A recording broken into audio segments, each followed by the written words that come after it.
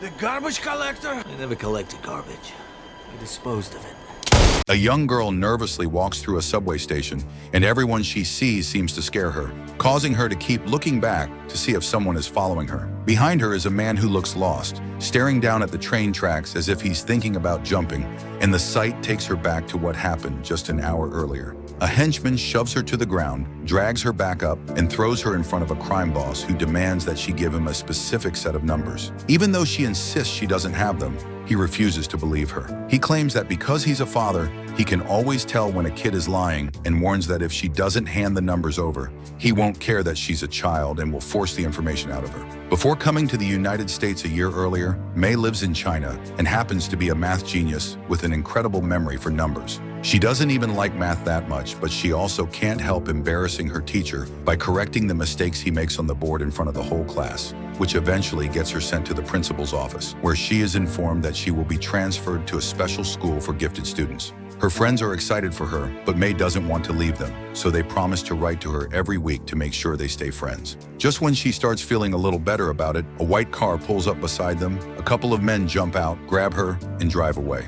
Elsewhere, a cage fighter named Luke Wright accidentally wins a boxing match that leaves his opponent in a coma and the man's wife devastated. Luke can't understand what happened because the fight was fixed and he wasn't even trying to win, yet his opponent went down from a single punch. Annoyed by the entire situation, he confronts his manager, and after the guards pull him away, the man admits that the opponent isn't a real fighter but a famous YouTuber.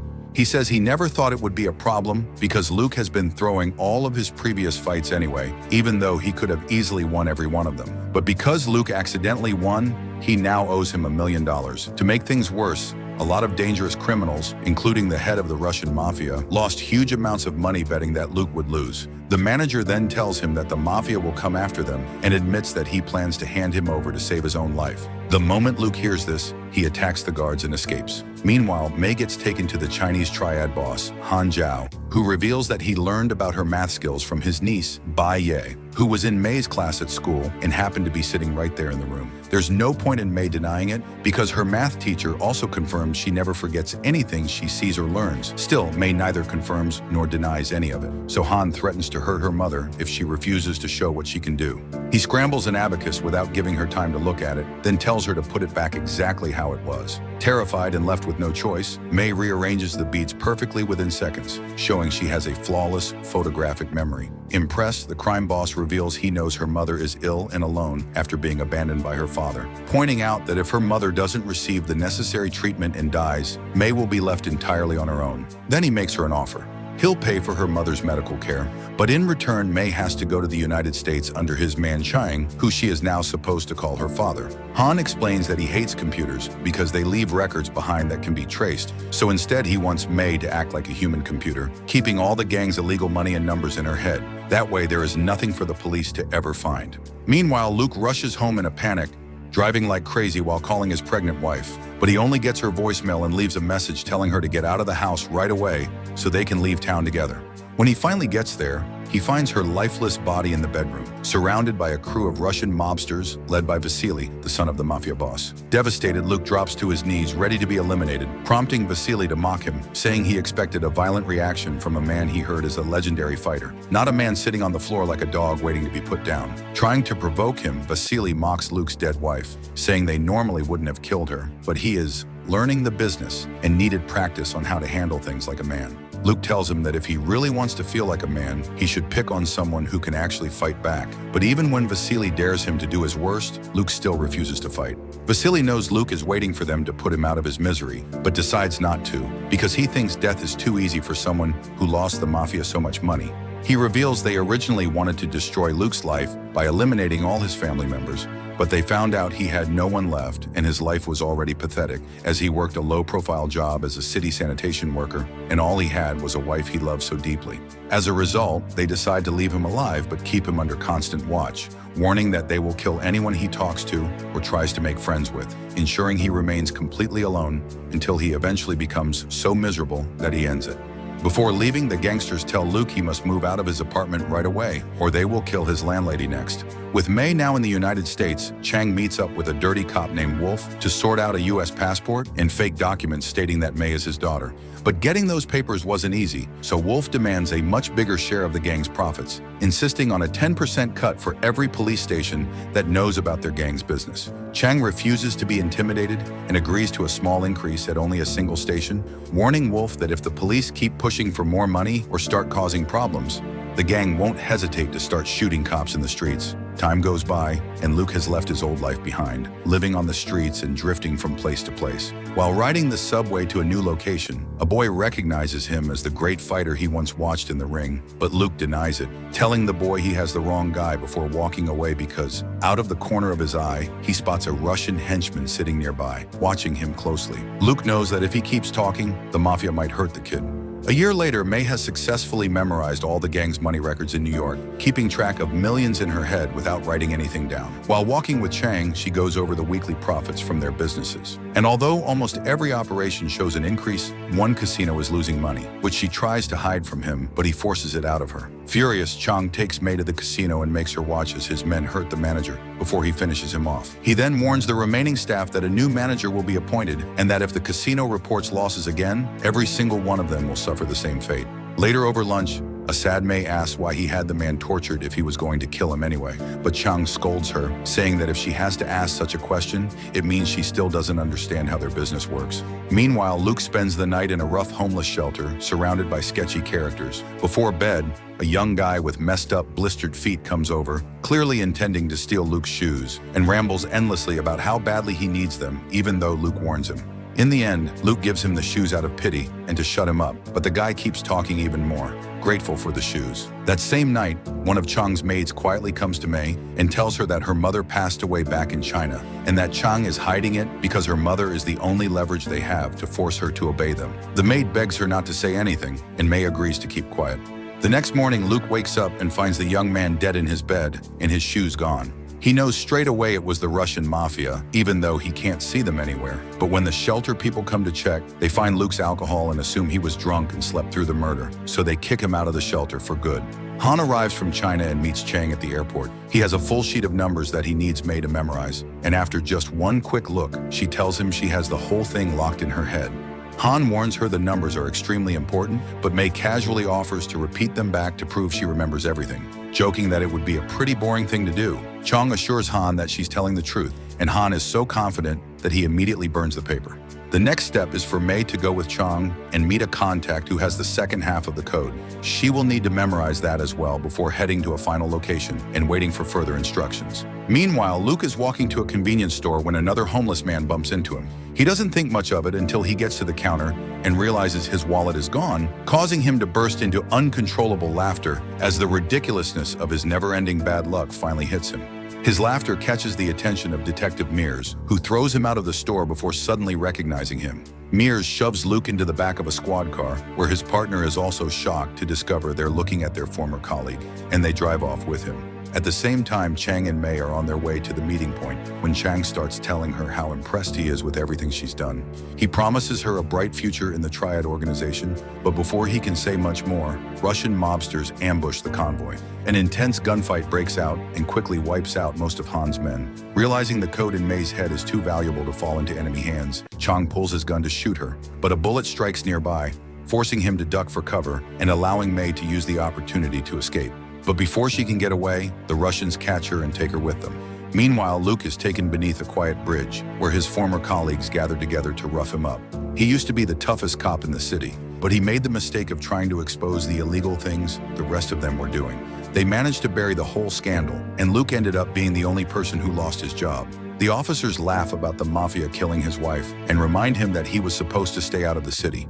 Despite the punches and the insults, Luke sarcastically says he just missed home too much, which only makes them hit him harder. They admit they've wanted him dead for a long time and have even been placing bets on how he would eventually end his life. One frustrated cop reaches for his gun to finish the job, but the others stop him. Instead, they hand Luke a gun and tell him to fight back, hoping he'll give them a legal excuse to shoot him.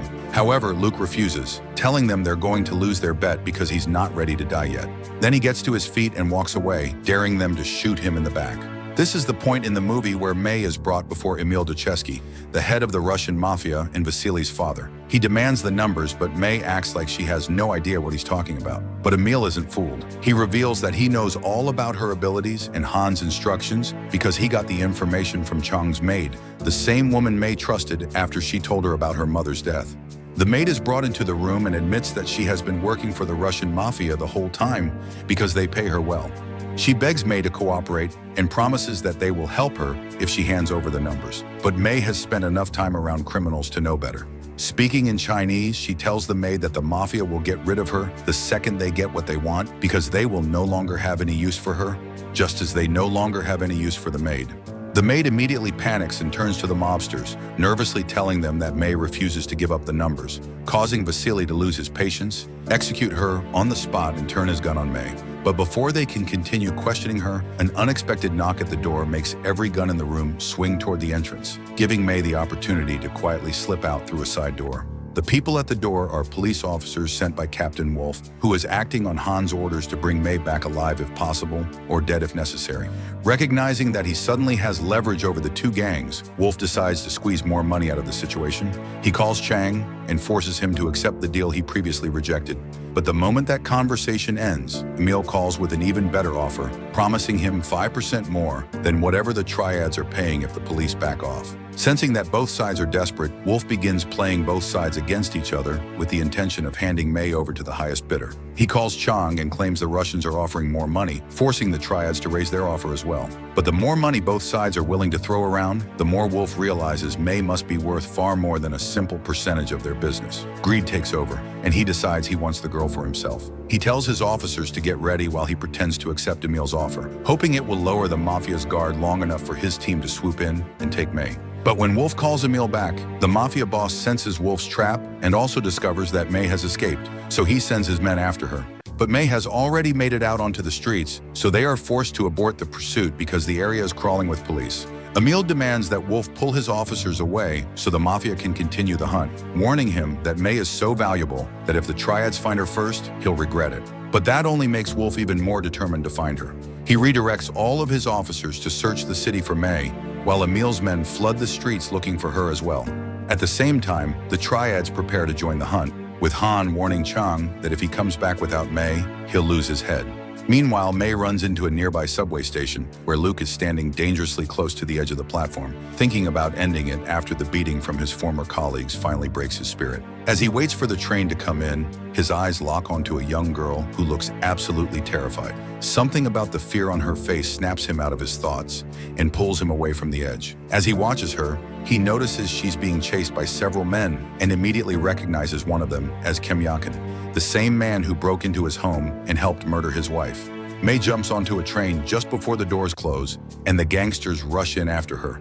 Without thinking twice, Luke leaps onto the moving train at the last second and is forced to climb onto the roof when he finds the rear door locked. He slips through the gap between the train cars to get inside and begins moving quickly through the cars, tracking the mobsters until he catches up to them just as they corner May. He catches the man at the back completely off guard and takes him out with a brutal headbutt, then drops the next three thugs with a series of fast, precise hand-to-hand attacks that finally put him face-to-face with Yakin. As the men he already knocked down struggle to get back up, Luke keeps switching his attention between them and Yakin, disabling each of them the moment they try to take him down.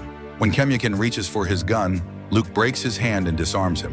Only then does Yakin finally recognize him, but he still can't believe his eyes because they thought Luke was nothing more than a garbage collector. Luke corrects him, saying he never collected trash, he got rid of it, before shooting Yakin and taking the gangsters' wallets and phones.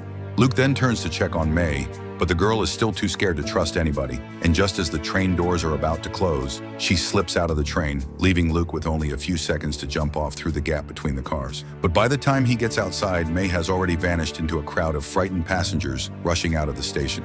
Luke follows May out onto the street, where two of Wolf's corrupt cops stop her and force her into their squad car. But before they can leave, Luke suddenly shows up, drops both detectives with a few well-placed punches, and convinces May that he is not there to hurt her. He steals the cop's vehicle and speeds away just as a group of heavily armed Russians pull up in an SUV and a sedan. As the Russians give chase, they call Emil to report that they have just watched an unknown man take May after eliminating Yakin's crew and beating up a couple of cops. which makes Emil order them to kill both May and the mystery man if they cannot separate them, pushing the Russians to intensify the chase through the busy streets of New York. So Luke drives on the wrong side of the road, perfectly dodging incoming cars while May sits nervously beside him, and right behind them the SUV stays close, trying to catch up. But Luke takes advantage of the SUV's blind spot and maneuvers sharply, causing it to crash into an oncoming bus, leaving only the sedan still chasing them. Knowing that the longer this goes on, the more innocent people could get hurt, Luke tells May to do exactly what he says, then suddenly turns off the main road into a smoky alleyway. When the Russians drive through the smoke, they see his abandoned car and May running out. They attempt to chase her, only for Luke to ambush them from the side and take them down one by one. Once it's over, Luke walks over to where May is hiding behind a garbage truck and offers her his hand, but May refuses to be treated like a child. So Luke tells her to keep up and walks away, with May reluctantly following behind him. Wolf learns from the two beaten-up cops that Luke has taken May, but before he can do anything about it, he gets word that the mayor wants to see him immediately. Using a credit card he finds in one of the Russians' wallets, Luke buys clean clothes and checks into a fancy hotel room with May, thinking nobody's going to look for a homeless guy in a place like that. But the Triad has already tracked their location before they even settle in. May asks Luke why he saved her, and he tells her she was the one who actually saved him. When he asks about her family, she mentions her adoptive father, Chang, but Luke knows who Chang is and knows there's nothing fatherly about the man, so he suspects there's more to the story. May then tells him everything about how she was brought to America, the numbers she memorized, and the Russian attack, and says she doesn't want Luke to return her to Han because she knows too much, has attracted too much attention, and believes he will eliminate her once he gets what he wants. She offers to tell him the numbers, but Luke is more interested in whether there's anything unusual about them. So May explains that although the numbers look random, she noticed a few of them have a 3 or a 7 in front of them, which she thinks is too much of a coincidence. Luke confirms that it's actually a code that could probably be turned into the combination of a safe. Outside the hotel, Chung gets Luke's description from cops on their payroll and goes to the receptionist, asking for his room number. But when she refuses, he lies that he's May's father and that Luke kidnapped her. When the woman reaches for the phone to call security, Chang pulls out a gun and demands the room number, while his men intimidate the guests to make sure nobody calls the police, unaware that they are being watched by the hotel guards through the security cameras. But since Luke had sneaked May into the hotel earlier, the receptionist insists she didn't know a little girl was with him and gives him the room number. 2 armed security guards arrive to deal with the situation, and things escalate into a shootout in the lobby as guards and Triad men start dropping. The gunfire alerts Luke, and when he looks outside, he sees more Triad members entering the hotel. Realizing they tracked them using a phone they gave May, he disables the phone and hands her a piece of paper to write the numbers down, just as the Triad takes control of the lobby and starts rounding up guests. Luke and May leave the room and try to escape but run into gangsters in the hallway and are forced to take the stairs after Luke takes several of them out. Downstairs, the situation worsens as police arrive, and a massive shootout erupts between cops in the street and the Triad in the hotel, while Chang orders his men to hold them off so he can get the girl. Luke and May reach the dining hall where hostages are being held, and Luke immediately starts taking out the thugs one by one, using anything he can grab as a weapon when he runs out of bullets while avoiding harming the panicking hostages. But during the fight, Chang arrives with more men, and May is captured. Outnumbered, Luke grabs the nearest thug and jumps through a window, using the man to break his fall as they crash into the street below. He can't get back to May because police arrive at his position, forcing him to run. Meanwhile, Chung uses the chaos to begin his escape plan, forcing the hostages to panic and run for the exit while shooting anyone who doesn't move fast enough, blending into the fleeing crowd with his men. Even though the police spot them as they reach their vehicles and take some of them down, Chung still manages to escape with May in a separate car. Luke manages to lose the police by hijacking a car, driving it far away, dumping it, and then jumping into a taxi to finally disappear without a trace. Losing May really bothers him, so he comes up with a plan. Using the identity of one of the Russian thugs along with a phone he stole from him, he searches the call records and finds Vasily's number. Speaking fluent Russian and pretending to be the thug, Luke calls him and claims the report of his death in the subway is a lie, saying he managed to get the numbers from the girl before she escaped and has been dodging the police ever since.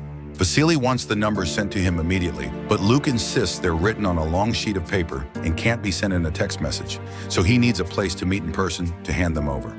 Vasily suspects it could be a trap set by the police, but he also knows this could be his chance to impress his father, so he gives Luke the address of the restaurant where he's having dinner, believing a crowded restaurant is the last place the police would try to move in on him.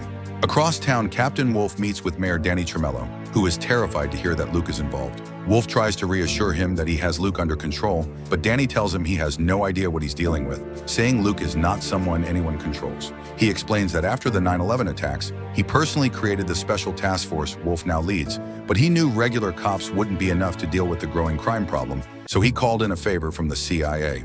A week later, they sent Luke. The mayor reveals that Luke wasn't just another police officer. He was a government assassin, the kind of man sent on secret missions nobody talks about. While Wolf and his team handled ordinary police work, Luke was quietly wiping out some of the biggest criminal organizations in New York. In fact, many of the victories Wolf's unit took credit for were actually Luke's work. Danny explains that Luke would have eventually cleaned up the entire city if Wolf and his team hadn't become corrupt. Instead of fighting criminals, they started protecting them in exchange for a cut of the money. When Luke found out, he wanted to report everything to Internal Affairs, but his superiors talked him out of it. Rather than stay and be part of it, he walked away.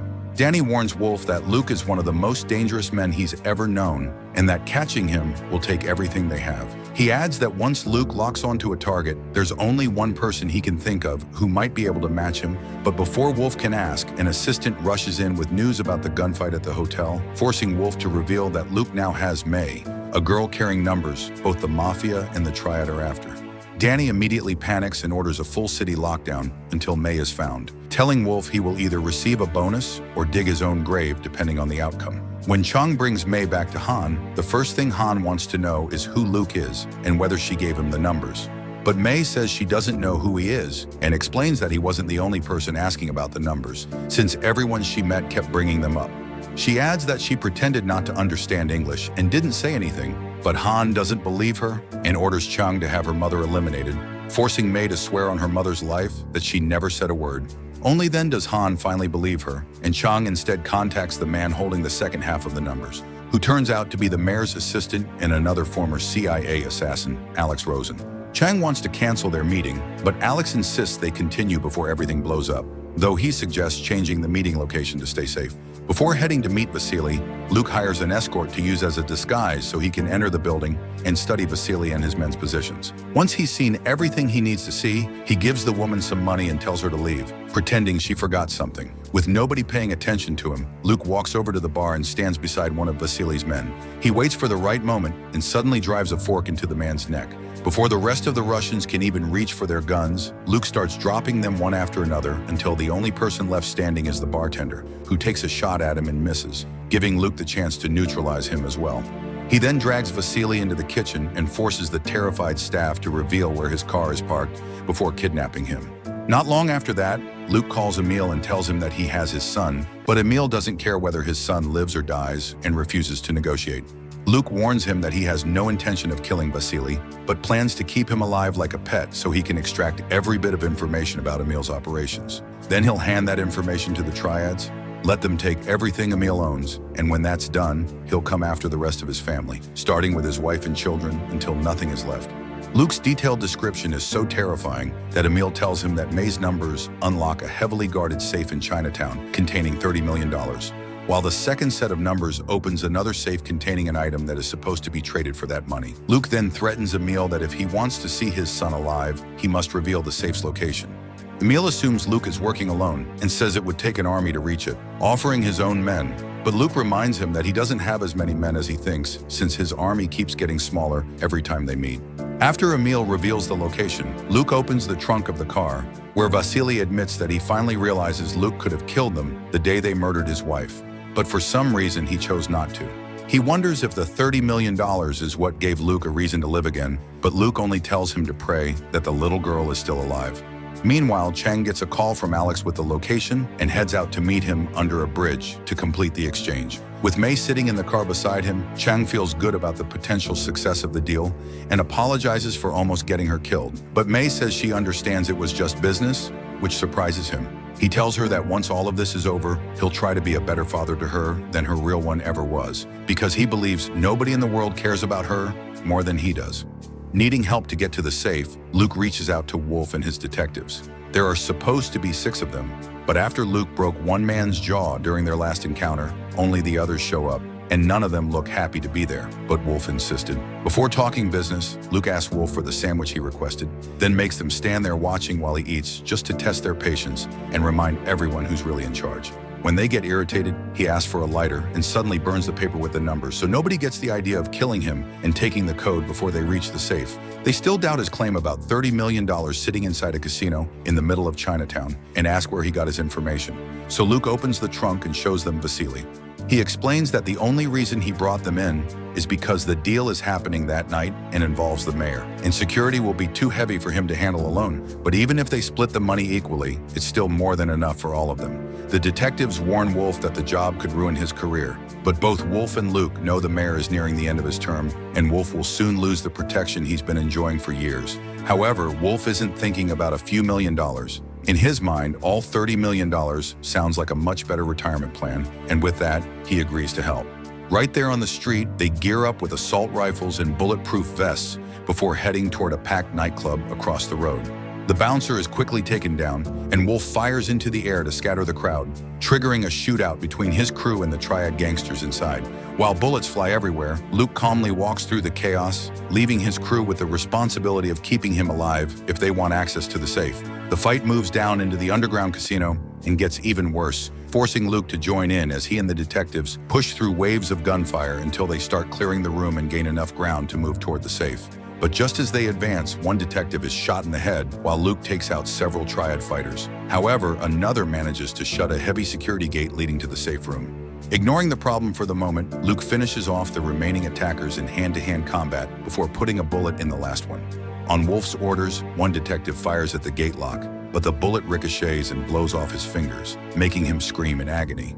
While everyone is distracted checking for surviving gangsters, Wolf shoots the injured detective and then shoots a dead gangster beside him to make it look like the gangster was responsible. The others see exactly what happened, but nobody says a word as they continue toward the vault. Outside, a surviving Triad member calls Han and reports that the police have attacked his casino. This makes Hans suspect the mayor is double-crossing him and orders his men to tell Chang to kill Alex as soon as the exchange is complete. Inside, Luke and the 3 remaining officers reach the safe room and blow the door open, killing the guards inside. But when they step in, Luke senses what's about to happen as the detectives tighten their grip on their guns. He lowers his gun and says he'll only open the safe if everyone else drops theirs on the floor, so they reluctantly comply while he starts unlocking it as the detectives watch him impatiently. But just before entering the final number, Luke suddenly grabs his gun and shoots Wolf's 2 remaining detectives before either of them can line up a shot on him. He then grabs a wounded Wolf and forces him to finish entering the combination. Outside, police units arrive just as Luke and Wolf walk out of the nightclub carrying the money. Wolf orders the officers to secure the scene while he and Luke leave with the cash. But once they reach a safe location, Luke ties Wolf up and throws him into the trunk of the car with Vasily. Using Wolf's phone, Luke calls Danny and tells him he has the money, but he only wants to talk to Alex. Once Danny connects the call, Alex is surprised to hear from his former CIA partner after all these years. However, it turns into annoyance when Luke tells him he ruined the deal and now has the money. Luke doesn't care how Alex feels about it and instead asks what's inside the other safe. Alex explains that it contains a single disc packed with information linking New York's biggest criminal organizations to powerful politicians through names, transactions, and money trails. He then reveals that when he and Luke were originally sent to work for Danny, there was a secret arrangement in place. Every time they took down a criminal organization, the seized assets would quietly end up in their commander's private accounts, while Danny looked the other way in exchange for a safer city. But now the mayor wants to cash out and break the agreement, so Alex is helping him sell the disc to the Chinese for $30 million. Alex goes on to say that none of them are innocent. The criminals broke the law, but so did their commanders, Danny, himself, and even Luke. Luke killed plenty of criminals without ever letting the courts decide their fate. According to Alex, that's the real reason Luke quit the job and became a cage fighter, hoping that letting himself get beaten up in cage fights for years would make up for what he did. But Alex assures him it will never erase any of that. Soon, Alex arrives at the exchange point to meet Chang. He tells Luke he still expects to get paid his share of the $30 million and considers aborting since Chang doesn't have the money. But Luke forces him to continue with the deal because Chang has May and getting her back is the priority. So they strike a deal, and Alex walks up to Chang, who lies that the money is still in the safe and suggests they proceed with the exchange. As Alex pretends to reach for a pen to write down the numbers, he suddenly reveals exactly why he was once one of the CIA's deadliest operatives, and wipes out everyone on the scene until Chang is the only man left standing. Holding Chang by the head, Alex tells May to look away, but May chooses to watch as Alex snaps Chang's neck. Meanwhile, the mayor is feeling the heat after the city is thrown into chaos by a second deadly gunfight in the same night. And when he's called to his office by a security guard to take an important call, he walks in only to find Luke already there, pointing a gun at the guard before knocking him out and turning the weapon on the mayor. Luke demands the disc, and Danny claims it's locked away in a secret safe nowhere near the building, but Luke doesn't believe him, saying the man is far too crooked not to keep a copy close by, then threatens to make his death so slow and painful that he'll spend the rest of his life wishing it had happened faster. The mayor quickly gives in and hands over the disc, and as Luke confirms the data, Danny warns him that Alex is going to kill him for getting involved, to which Luke replies that it is probably true before knocking Danny unconscious. The next morning, Luke arrives at the meeting point where Alex is already waiting with May. The place used to be their favorite spot to bury criminals they killed during off-the-books operations, making it the perfect place for one final face-to-face meeting. Luke tells Alex to let May go, but Alex can't understand why she's so important. He already knows from Danny that Luke has both the money and the disc. Luke simply tells him that May is his second chance at life. Alex asks for the money, but Luke refuses to say where it is, suggesting he might have donated it to charity or done something else with it. And if Alex wants to know, he'll have to beat the answer out of him. Alex agrees and they both drop their guns as he releases May, preparing to fight. But before either of them can make a move, May suddenly grabs a gun and shoots Alex, wounding him and allowing Luke to quickly finish him off. Luke then walks over to comfort the shaken girl, and she admits she saw Alex kill Chang and his men under the bridge, and knew Luke wouldn't stand a chance against him in a fair fight. With everything finally over, Luke releases Wolf, gives him $50,000, and tells him to return Vasily to his father unharmed. Wolf doesn't understand why, since Vasily killed Luke's wife. But Luke says he's tired of revenge and wants to build a new life without creating more enemies that could someday come after May. Still, he makes it clear to Vasily that they should never cross paths again. He then returns the rest of the money to Han, along with a note from May threatening that she knows every detail of his operation, including the money transfers back to China, and warns that she'll expose everything if he ever comes after them. Furious, Han decides to leave New York and put the whole mess behind him. As extra protection, Luke hides several copies of the disc in secure lockboxes around the city in case anyone ever decides to come looking for them. He then tells May that he'd like to give her a better life, even if he's probably the last person who should be raising a child. May tells him she doesn't want another father figure anyway, she just wants a friend. Luke promises he'll always be there for her as long as he's alive. Together, they decide to leave the city and head west, where Luke plans to enroll her in a good school for gifted children. When May asks if they're finally safe, Luke smiles and tells her they'll just take it one day at a time, bringing the story to an end.